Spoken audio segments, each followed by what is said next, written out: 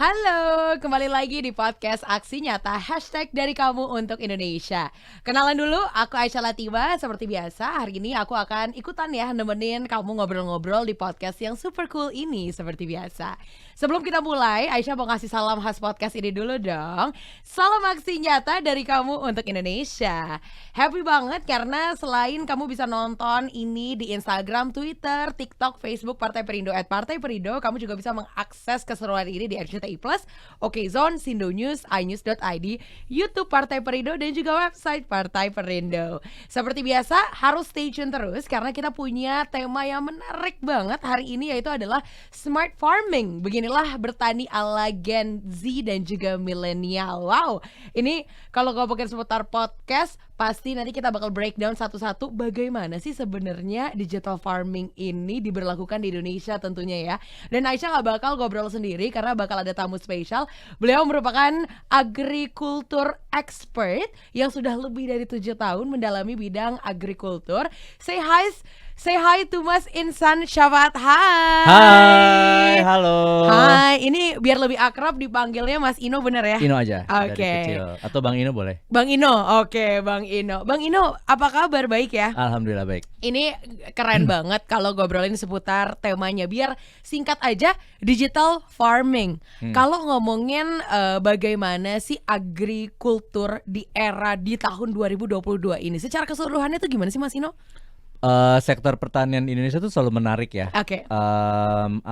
Kalau dilihat dari ini, kita kalau ngomongin corona ya, pandemi ya. Pandemi ya. Itu salah satu sektor yang dia pertumbuhannya positif. Oke. Jadi kalau lihat yang lainnya turun, minus gitu ya. Pertanian tuh selalu positif. Kenapa tau nggak? Karena orang selalu makan, benar, selalu minum, butuh bahan pangan gitu kan. Jadi dia selalu positif nih, baik produktif, produksi di pabrik maupun di logistik juga selalu positif. Setuju. Ya ada disrupsi dikit lah, tapi nggak banyak. Jadi selalu menarik. Benar. Nah, yang bikin menarik lagi karena Indonesia itu negara yang banyak produksi. Oke. Gitu. Jadi selama pandemi justru kita nggak gimana gitu kan. Makin naik terus pertumbuhannya. Malah senang gitu. Oke, tapi kalau ngomongin seputar agrikultur sendiri, sebelum nanti kita ngedetail ngomongin digital farming, Bang Ino sendiri udah berapa tahun dan awalnya kenapa akhirnya tertarik dengan agrikultur? Tertarik dengan agrikultur gara-gara itu sebenarnya waktu itu memang awalnya kuliah kuliah itu tata kota. Tata kota. Cuman kalau kita belajar tata kota tuh selalu banyak penjelasan mengenai bahwa sektor di Indonesia tuh banyak agraris, pertanian segala macam. Terus mulai daftar-daftar, akhirnya keterima di salah satu perusahaan pertanian di Indonesia. Nah sejak itu ya mulai ya mendalami bidang ini, terutama di sustainable agriculture ya, jadi pertanian yang berkelanjutan. Yang berhubungan sama. Ini aku jadi makin tertarik karena pasti yang lagi nonton juga penasaran banget dan ikut pengen mendalami juga. Menurut Bang Ino sendiri, tingkat ketertarikan kita ngomongin Gen Z sama milenial udah setaraf apa nih? Dan penting nggak sih sebenarnya untuk mendalami agrikultur ini? Kalau lihat dari ketertarikan, harusnya Indonesia itu termasuk tinggi di antara negara-negara ASEAN lainnya. Itu satu hal yang mungkin saya bisa pede untuk cerita kali ya. Karena sumber dayanya banyak. Nggak, karena ya itu juga, dan karena banyak startup perusahaan rintisan yang banyak muncul justru dari Indonesia juga, terutama di pertanian. Benar. Karena mereka yang tahu nih lapangannya seperti apa, orang-orangnya seperti apa. Jadi banyak mereka mikir penyediaan solusi untuk pertanian itu ya lahirnya di Indonesia. Oke. Nah, tapi kalau dilihat dari anak mudanya sendiri, cita-cita kebanyakan kayaknya sekarang influencer, YouTuber. Maksud aku nggak ada yang aku kayak nanya ke temen gitu atau ke orang mau jadi apa. Ini kayaknya mau jadi petani ya. Kayak petani atau nggak mungkin. Aduh pengen deh kerja di Bulog misalnya kita lihat itu nggak ada gitu tuh, gimana tuh? Tapi sebenarnya ada. Nah jadi kalau jadi gini.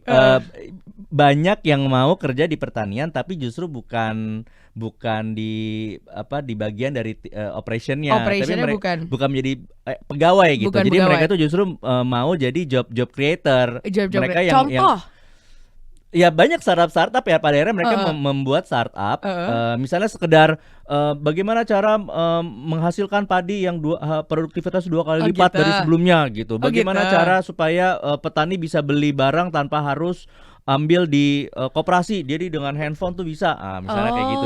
Itu banyak justru dilahirkan dari teman-teman milenial atau Gen Z yang ada di Aku Indonesia juga menggunakan gitu. by the way. Apa tuh? Aku juga menggunakan Salah satu aplikasi-aplikasi yang kayak gitu tuh yang memudahkan aku dan menghubungkan aku dengan petani jauh lebih gampang. Iya kan, gitu banyak kan sekarang kan. Banyak banget. Marketplace segala macam itu sumpah, kan yang menghubungkan, karena itu banyak sekali membantu petani bisa langsung jual barang tanpa dia harus kirim sendiri jadi mereka tinggal masukin ke aplikasi, orang di konsumer kayak kita nih udah tahu nih, tinggal beli gitu. Nah ini solusi-solusi yang banyak ditawarkan gitu. Bener. Itu baru satu, misalnya lagi kayak perbankan gitu ya, dapat kredit usaha, itu juga ada sekarang dari teman-teman milenial Gen Z yang bikin akses ke pembiayaan ini. Oh gitu. Banyak banget. Jadi sebenarnya kalau untuk ngomongin implementasinya digital farming itu ada dan ternyata aku juga gunain gitu ya. Ya, dan kita nggak tahu juga sebenarnya itu termasuk digital farming atau enggak. Gitu. Oke, ngerti. Ini kalau dari aku sendiri, salah satu berarti aku millennials hitungannya ya. Apa-apa sama berarti. Bukan baby boomer berarti ya. Bukan, enggak jauh. Mak gue baby boomer. Ini kalau ngomongin milenial, aku sendiri pun pengennya serba praktis, serba instan. Jarang dong berarti sebenarnya aku udah nggak mungkin kayak aduh pengen bertani nih, kayak nggak ada di angkatan aku pengen kayak gitu. Kemudahannya tuh apa? Berarti kemudahan untuk apa nih? Digital farming ini sendiri dan kedepannya bakal gimana kira-kira? Nah kalau pertumbuhan itu banyak. Ini mungkin kalau boleh gue cerita sedikit ya boleh dong. soal pertanian di Indonesia. Nah ini yang bikin pertanian di Indonesia itu juga landscape-nya sangat menarik adalah karena sektor pertanian Indonesia itu justru didominasi oleh petani. Oke. Petani tahu kan kepanjangannya apa? Udah banyak di TikTok. Iya. Petani kebanyakan pekerja. Kependekan dari Oh, aku tahu dulu. Atau kan di TikTok ada tahu. Di sosial media ada penyangga tatanan negara Indonesia. 100. Jadi kalau nggak ada petani, yang mana memang kita tuh sebenarnya negara agraris yang besar, itu ya perekonomian kita mungkin nggak segitu. Gitu. Jadi ini tuh sangat berpotensi gitu. Sektor pertanian Indonesia itu justru banyak didominasi oleh petani. Iya.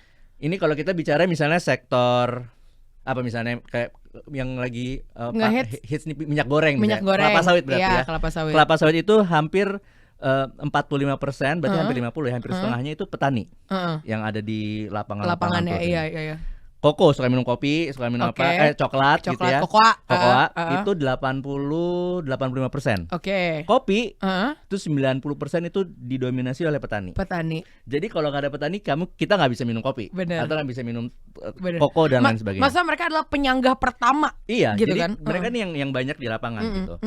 Nah, sayangnya tapi petani itu justru produktivitasnya lebih rendah dari perusahaan-perusahaan. Sehingga justru banyak dibantu. Nah ini kita melihatnya bukan sebagai tantangan, justru sebagai potensi yang menarik. Nah makanya banyak sekali akhirnya solusi-solusi digital, solusi-solusi alternatif lain dibuat oleh para teman-teman milenial Gen Z yang akhirnya bisa membantu teman-teman petani ini. Dari Indonesia Barat sampai Indonesia Timur tuh bisa. Oh gitu. Oke, tapi misalnya dengan ada salah satunya tadi marketplace, e-commerce dan lain-lain, dan di era digital kayak gini sebenarnya itu emang menguntungkan petani juga, Bang Ina? Menguntungkan petani. Ini di tempat tempat saya kerja ya, itu kita ada member-member, kan saya kerja di asosiasi ya, asosiasi pertanian yang membernya tuh perusahaan-perusahaan dari yang perusahaan multinasional sampai startup tuh ada. Nah ada beberapa member yang startup, perusahaan rintisan itu yang akhirnya banyak sekali ngebantu para petani, misalnya nih membuat digital platform atau apa? Kayak kulit sintesis dari buangan jagung atau buangan kelapa sawit. Itu dijadiin dompet, jadiin case handphone. Oh, jadi di DIY gitu. Ada juga pembiayaan ke petani yang lebih murah, nggak harus dia ke bank-bank konvensional. Dan secara ongkos juga lebih dihemat gitu. Nggak ada, karena kan sebenarnya kan dia semuanya serba digital gitu. Gitu ya, melindungi ini juga kan emisi segala macam. Iya, benar-benar bahan bakarnya juga lebih turun gitu. Tapi ini kalau ngomongin seputar agri agrikultur ini sendiri merupakan salah satu amplifier atau penguat. Kita bilang tadi, kalau aku bilang ya mereka pusatnya, mereka orang pertama, our first layer gitu loh sebenarnya. Menurut Bang Ino sendiri, seberapa besar sih dampak industri agrikultur terhadap perekonomian Indonesia? Dampak ya, kalau dampak sih selalu saya bilang dampaknya sangat besar.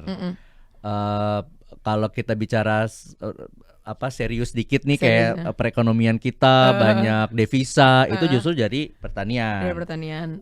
Ya selain mineral juga ya. Nah ini pertanian ada. Nah secara tatanan ekonomi gitu. Ya itu tadi, sebenarnya kalau secara tatanan kita nih potensinya sangat tinggi. Tapi memang kalau misalnya kita memang dilakukan dengan lebih bener lagi, lebih detail lagi, kita bisa jadi ekspor yang lebih besar lagi, tinggi lagi. Gitu, tapi kita kalau ke ekspor, ngomongin ekspor, kita ngekspor apa aja sih Bang ini? Kalau pertanian ya, pertanian apa aja? 4 yang gede-gede ya. Tadi yang saya sebut tuh ada kelapa sawit, kopi, kakao, karet. Itu yang gede-gede. Kalau gandum kita ada sedikit. Gitu. Yang paling besar penghasilannya dari mana, Bang? Kita kalau di Indonesia kelapa sawit. Kelapa sawit. Jadi 4 tadi sebenarnya. 4 tadi itu ya.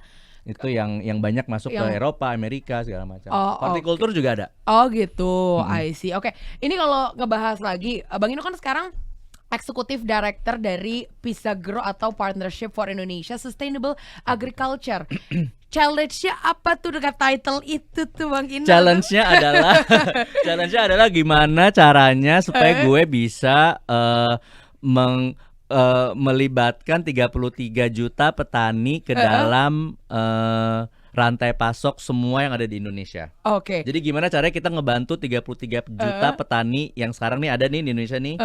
Dari semua komoditas itu kita bantu dan produktivitasnya jadi meningkat.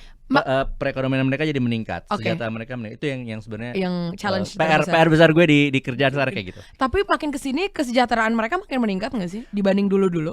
Ya dan tidak. Jadi tergantung sama sebenarnya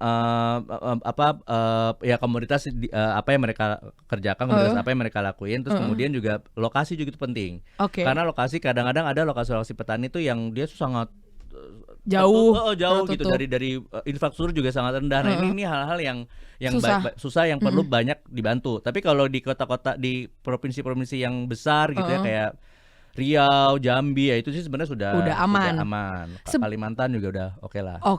Kalau sebagai millennials gitu, atau sebagai aku anak muda, apa sumbangan yang kira-kira bisa kita lakuin untuk mensejahterakan petani? Ada nggak atau nggak ada? Ya udah. Banyak sebenarnya. Doa aja deh, bantu doa. Banyak.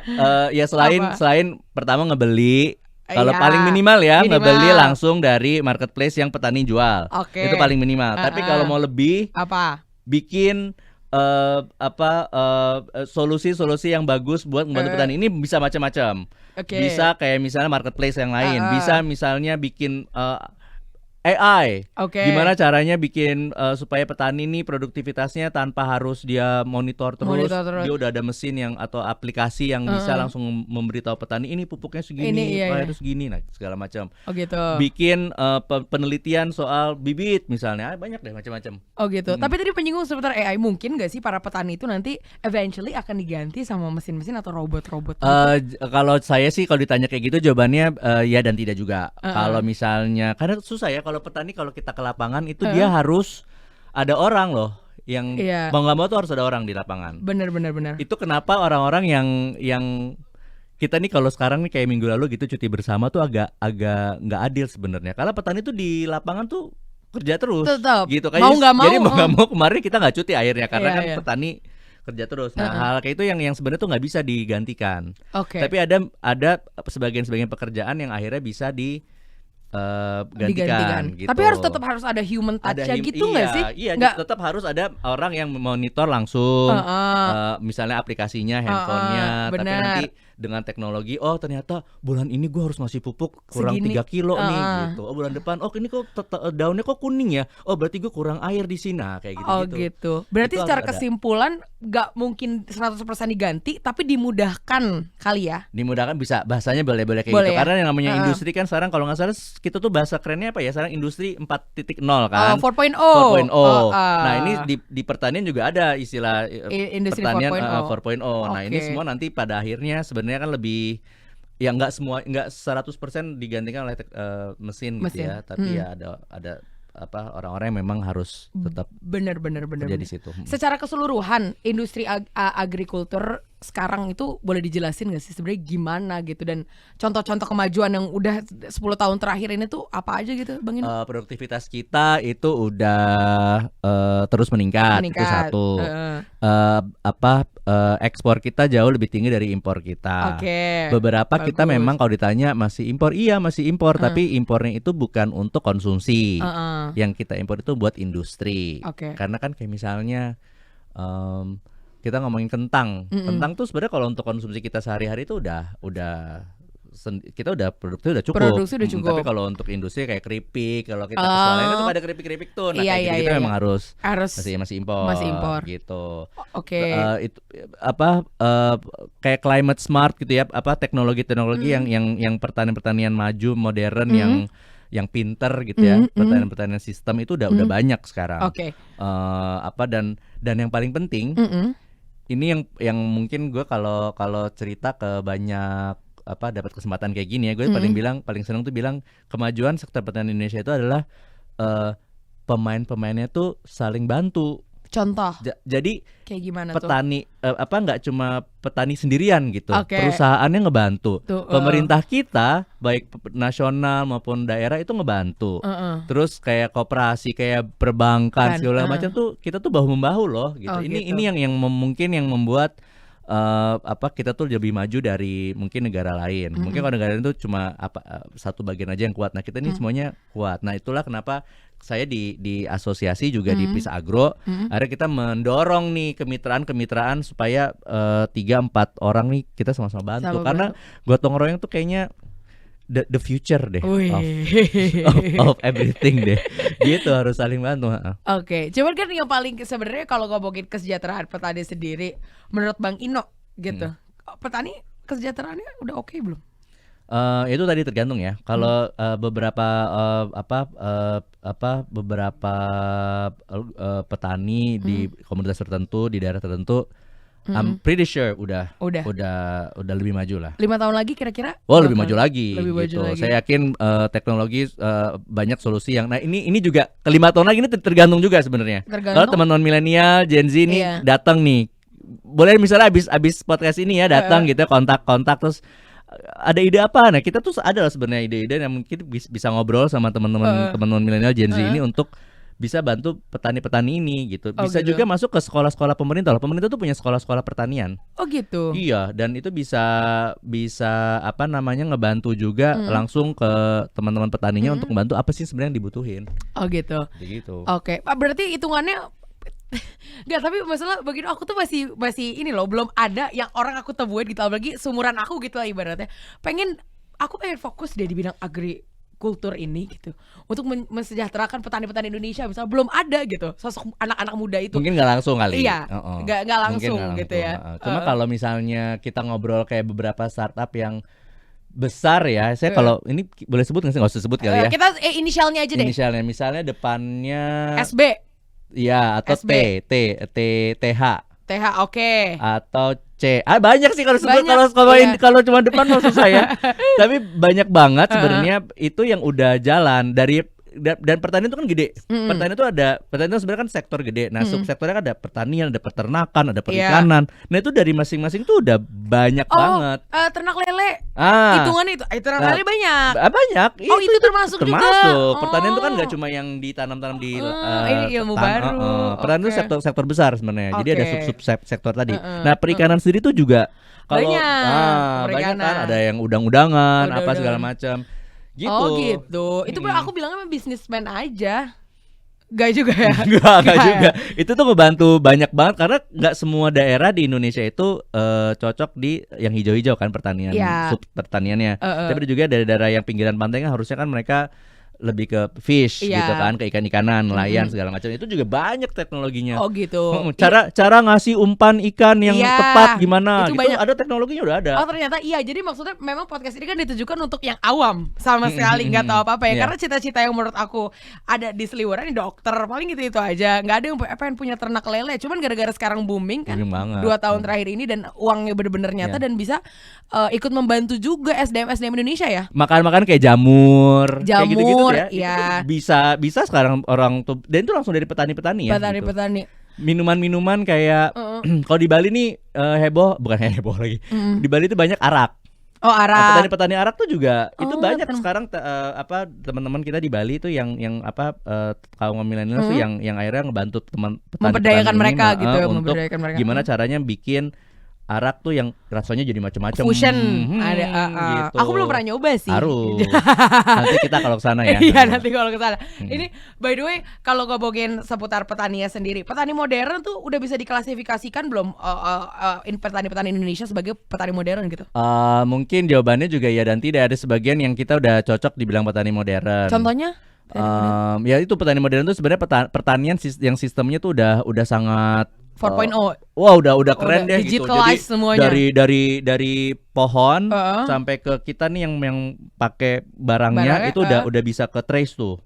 Oh, Jadi gitu. udah ketahuan. Oh gue beli produk ini bisa ketahuan dari daerah mana nih Oh, gitu. gitu. Dari pohon yang mana tuh udah ketahuan. Oh, Itu tuh gitu. udah bisa disebut pertanian modern. Tapi kalau yang belum ya itu mungkin dalam perjalanan lah.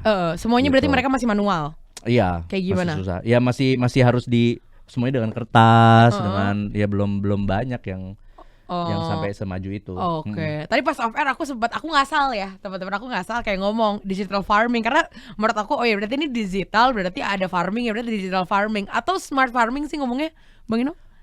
Kalau saya itu bilangnya smart digital itu termasuk ke smart farming. Smart farming. Jadi smart farming itu ada istilah yang lebih gede lagi, ada yang di bawahnya.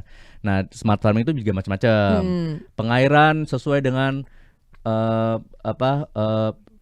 kalau pengairan kan orang ngambil gayung gitu ya dulu ya, Gayung, iya. ngasih ke tanah. Ini sekarang nggak ada pengairan yang dia namanya dripping. Jadi dia khusus masuk ke dalam sel-selnya daun. Oke. Jadi bentuknya tuh kayak uap buat menyirami biji-bijian gitu atau gimana? Iya tanah ya, Tanah. batang ya, daun langsung kena masuk. Oke. Kalau smart farming ini sendiri emang SDM kita sudah mumpuni ya buat smart farming? Tergantung teknologi yang dipakai. Oke. Jadi kalau memang untuk perusahaan-perusahaan udah banyak yang menggunakan smart farming. Memang untuk petani itu memang harus masih diajarkan cara-cara bertanam yang baik. Dan ini banyak lah yang masih harus diberikan pengetahuan mengenai cara bertanam yang baik, cara pertanian yang baik. Tapi di dalam pemberian informasi atau training mengenai itu bisa disisipkan yaitu tadi teknologi-teknologi tadi gitu. Jadi petani juga langsung jadi tahu nih gitu ya cara bertanam yang baik itu seperti apa dengan teknologi yang udah ada sekarang ini. Oke. Nge-press budget juga nggak? Atau sebenarnya menambah budget untuk equipment Pertanyaan dan lain-lain? yang bagus banget. Itu jawabannya iya di awal-awal. Yang namanya investasi itu pasti lebih teknologi segala macam itu pasti jatuh-jatuhnya lebih mahal. Oke. Tapi ujung-ujungnya produktivitasnya jadi lebih tinggi lagi. Yang mana sebenarnya kan menguntungkan petani juga. Iya bermodal awalnya Modal gede. awal Kira-kira selalu berapa mahal. kalau kita bicara Wah, harga? nggak tahu bisa macam-macam. Contohnya yang paling simpel aja deh, dikit.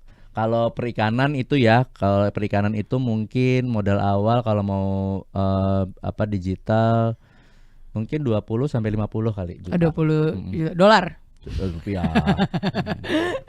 Ini by the way kalau dari tadi kan ngomongin dari millennial sendiri dan lain-lain, dukungan dari pemerintah kayaknya yang paling cocok buat industri smart farming itu apa? Atau dari sesama deh? Banyak sih. Kalau pemerintah itu satu ya, dia bisa mendukung dari sisi misalnya riset mengenai bibit yang baik seperti apa. Jadi misalnya mengeluarkan bibit-bibit unggulan itu satu. Karena bibit itu dipercaya kalau bibitnya udah bagus, Pasti mau diapain juga pun itu pasti bagus hasilnya. Oke. Gitu. Tapi kalau bibitnya dari awal jelek, mau dikasih pupuknya iya. kayak gimana pun ya hasilnya gitu. Kedua insentif, misalnya insentif kayak misalnya kalau petani ini meminjam duit ke bank, Iya. pemerintah tuh bisa loh, oke, gue kasih bunganya paling rendah. Tapi kalau makin kesini makin dimudahkan apa sulit? Oh, sebenarnya? dimudahkan. Oh, Pemerintah mudah tuh udah keren banget sekarang. Kita tuh udah bunga tuh buat petani ya. Itu udah di bawah 10%, udah 6 sekarang. Namanya Gokil. KUR. Kredit KUR. Usaha Rakyat. Oke. Dan itu KUR sekarang bahkan dibuat khusus untuk KUR, misalnya KUR untuk kelapa sawit, ada KUR untuk koko gitu. Jadi KUR makin untuk terdetail gitu ya kebutuhannya gitu. gimana. Oke. Dan ada beberapa pemerintah daerah yang kembali mendukung si kebijakan pemerintah nasional ini dengan misalnya, oke, ntar di daerah gue kalau petaninya mau ngambil kredit, gue bebasin, kalian nggak usah bayar kredit 0%, 0% gitu-gitu. Ada kayak gitu-gitu. Jadi maksudnya semakin kesini semakin dimudahkan tentunya ya. Nah, menurut Bang Ino sendiri, negara mana ini yang kita bisa jadiin acuan bahwa kita harus berkaca nih sama negara A, kita harus berkaca sama negara B? Kalau berkaca, kalau saya sih ngeliatnya kita justru banyak yang kita dilirik sama negara lain. Oh gitu. Tapi kalau untuk ngomongin smart farming sendiri, kan di Indonesia juga masih kalau masih soal berjalan. teknologi macam-macam ya. Kalau teknologi tuh ada misalnya Afrika tuh banyak tuh negara-negara Afrika kayak misalnya Kenya, Pantai Gading itu banyak kita bisa contoh. Tapi negara di Asia Tenggara ya, kayak Vietnam untuk kopi itu bagus. Oke. Hortikultura kayak makan makanan manis-manisan, agri-food segala macam tuh Kambodia tuh bagus. Oke. Thailand kelapa dari kan Thailand bagus. Thailand. I see. Itu banyak contoh di situ. Kelapa di kita ya oke lah, karena kita kelapa tuh buat konsumsi kan. Konsumsi Kalau kita pantai kita pasti makannya kan kelapa. gitu. Santan kan, makan makanan. Iya, Tapi kalau di sana kan ada jadi ekspor buat nah itu bisa jadi contoh tuh. Oh gitu. Oke. Apalagi ya banyak sih, Papua Nugini juga bisa dijadiin contoh tuh. Misalnya buat kopi juga kalau nggak salah Papua Nugini tuh ya. Kopi kelapa dong. Saya lupa. Kopi. Kelapa juga kayak bagus ya Papua Nugini. Robusta dari Kalau kopi banyak Vietnam. Oke, tapi Indonesia juga macam-macam, udah ya. banget. Ini gokil. Kalau dari Indonesia yang sendiri, yang paling sebenarnya sekarang yang paling terdepan gitu ya, agrikultur tuh Kalau sektor yang benar-benar provinsi namanya sektor provinsinya, terus sektor apa gitu? Kalau provinsi provinsi macam-macam. Kalau Sumatera nih, daerah Sumatera itu yang bagus-bagus tuh misalnya karet, kelapa sawit. Kalau Kalimantan itu ada coklat, kelapa sawit sama ada kayak kopi, ada hortikultur. Sulawesi itu banyak justru coklat loh. Coklat. Wow. Itu kalau ke Sulawesi banyak banget petani-petani, kalau menjalan-jalan tuh banyak banget tanaman-tanaman coklat di mana-mana tuh bagus-bagus. Ini Bang Ino, aku mau nanya deh. Kalau anak-anak millennials atau Gen Z sekarang itu kan pasti pengguna sosmed yang aktif. Para petani ini sebenarnya penting nggak harus menggunakan sosmed juga untuk misalnya memasarkan atau apa gitu yang bisa membantu mereka itu? Penting. Butuh nggak? Nah penting. Cuman memang akses kesadaran teman-teman petani kita tuh umurnya masih kan mereka angkatan atas ya. Dari 36 juta kalau nggak salah data tuh yang di gua tuh berapa ya? 20% mungkin 20%. petani yang dia melek sama sosmed. Teknologi sosmed. Dipakai buat apa sih, promosi apa? Promosi ya. Apa? Mungkin mereka bikin video vlog juga ya, nggak ngerti. Gitu. Tapi ada juga yang melek dengan teknologi, mereka cari tahu konsumer di mana jualan segala macam juga gimana. Tapi cuman sedikit. Nah memang sekarang itu PR-nya adalah gimana caranya memberikan kesadaran yang lebih banyak lagi buat teman-teman petani ini supaya lebih melek lagi sama sosial media. Karena sosial media ngebantu banget loh. Iya. Banyak perusahaan bahkan perusahaan gede pun sosial medianya juga sekarang mereka tetap jalan. Iya, benar. Karena mereka mau banget solusi mereka ini kan bisa dimanfaatkan oleh banyak orang gitu kan ya, apalagi yang teman-teman startup yang rintisan yang baru-baru buat, pasti mereka sangat tinggi banget gitu buat sosial medianya. Ini forum-forum kayak gini kayak gitu kan, podcast apa segala macam tuh kesempatan sebenarnya buat mereka tuh bisa promosi. Kita di Peace Agro juga akhirnya karena ada permintaan ini, bikin dong Bang Ino IG Talk atau apa gitu kan, biar Pak milenialnya juga tahu gitu kan. Kemarin kita sempat bikin gimana cara meminum susu yang laktos buat teman-teman yang laktos intoleran. Kan banyak tuh orang-orang yang susu. Terus gimana caranya makan jamur yang buat jamur di rumah dengan teknologi yang sederhana kita bikin. Jadi sebenarnya kalau aku ngambil kesimpulan menarik ini, aku baru tahu juga agrikultur itu banyak banget.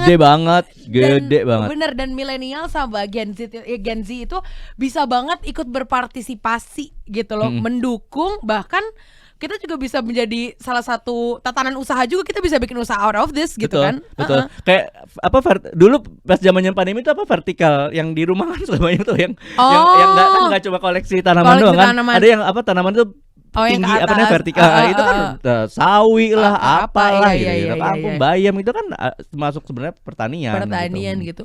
Terakhir deh mungkin bisa kasih tahu nggak ke yang lagi nonton, terutama untuk para millennials gitu. Apa nih hal yang mesti banget di take a note untuk yang pengen misalnya memulai usaha kah, atau bahkan bekerja, atau bahkan cuma pengen ya membantu petani aja, membantu sesama aja, apa tuh notesnya? Notesnya ya pertama tahu dulu lapangannya. Jangan kita kalau ngomongin sektor pertanian itu kita kalau nggak tahu lapangannya kayak gimana, tanamannya apa gitu kan, itu harus dipelajari dulu. Itu tapi banyak kan di internet tuh udah banyak banget informasi. Udah gampang gitu. Sekarang dapat informasi. Nggak perlu turun ke lapangan. Betul. Banget. Tapi kalau memang mau lebih ini lagi, bisa tahu buahnya tuh gimana sih, kayak coklat tuh kayak gimana sih bentuknya gitu. Kelapa sih tuh kayak gimana sih, itu dipegang, dirasain dulu. Baru deh bisa kepikiran, terus bisa tahu dulu keadaan di lapangan tuh kayak gimana. Benar-benar research dulu lah at least. Dan kalau bisa itu benar-benar bantu petani deh, karena petani kita tuh benar-benar banyak sekali butuh bantuan lah. Iya. Karena sebenarnya dari kita untuk kita juga ujung-ujungnya. Kita juga yang mengkonsumsi. Betul sekali. Ya kan? Betul banget. Jadi apa gunanya tadi harus gotong royong lah bareng-bareng, kerja bareng gitu. Dan kalau bingung kontak Pisagro aja, nanti kita bisa bantu konsult gitu. Apa-apa sekarang udah gampang. Yes, itu dia tadi ya teman-teman, kalau ngomongin seputar kita memberdayakan petani dan lain-lain, digital farming, nanti informasinya bisa lebih lanjut juga tadi ditanyain, dan berkaitan juga dengan Partai Perindo untuk teman-teman, campaign aksi nyata seperti yang kita obrolin dari tadi. Aksi nyata bentuknya apa sih? Hashtag dari kamu untuk Indonesia. Ini relate banget sebenarnya dengan movement yang dijalankan sama Partai Perindo, yaitu produktif, solutif, modern, bersih, berintegritas, peduli, dan turun tangan untuk Indonesia sejahtera. Partai Perindo juga memanggil putra-putri terbaik untuk Indonesia sejahtera melalui konvensi rakyat, yaitu program penjaringan secara daring bagi warga Indonesia yang berminat mendaftarkan diri sebagai bakal calon anggota legislatif Bacalek di semua tingkatan pemilihan, yaitu DPRD Kabupaten Kota, DPRD Provinsi, dan juga DPR RI. Untuk daftar caranya gampang banget. Untuk detailnya bisa kunjungi website di www.konvensirakyat.com, dan untuk mendaftar sebagai anggota Partai Perindo bisa mengunjungi website www.partaiperindo.com atau klik bit.ly/member Partai Perindo. Thank you so much ya Bang Ino. Sama-sama. Mungkin biar teman-teman yang lagi nonton juga bisa tahu gitu ya, untuk mengakses informasi lebih detail dan bisa nge-research tentang kebutuhan mereka, itu kira-kira dari Instagramnya di mana? Kok gue lupa ya Instagramnya. Pokoknya ketikanya ada Pisagro Sekretariat atau website kita di www.pisagro.org. Oke, gitu. Apapun udah bisa dimudahkan. Thank you so much Bang Ino. Semoga nanti kita bisa ketemu, Aisyah juga bisa lebih tahu lagi, bahkan bisa buka usaha yang membantu petani-petani di seluruh Indonesia juga, dan bukan cuma Aisyah doang. Thank you. Dan juga thank you juga udah sharing-sharing juga barengan sama Aisyah di podcast Hashtag dari kamu untuk Indonesia. Sekali lagi, salam aksi nyata dari kamu untuk Indonesia. Aisyah Latifah pamit. Marilah seluruh rakyat Indonesia, arahkan pandanganmu ke depan. Raihlah mimpimu bagi nusa bangsa, satukan tekad untuk masa depan.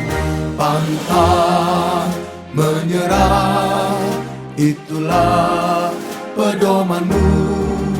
Hentaskan kemiskinan cita-citamu, rintangan tak menggentarkan dirimu. Indonesia maju, sejahtera tujuanmu, nyalakan api semangat perjuangan.